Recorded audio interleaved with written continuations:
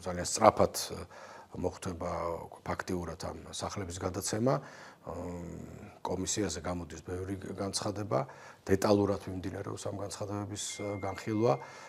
ვცდილობთ, რომ შედეგი იყოს მაღალი, ათასობით სახლი არის გადაცემული უკვე და დარწმუნებული ვარ, მომავალში უფრო ნაყოფიერი იქნება და სწრაფი ტემპით განვითარდება ეს პროგრამა. მორიგი ეტაპი დასრულდა სოფლად-სახლის კომისიების, რომლის ფარგლებშიც 500-ზე მეტ ოჯახთან დაკავშირებით იქნა მიღებული დადებითი გადაწყვეტილება.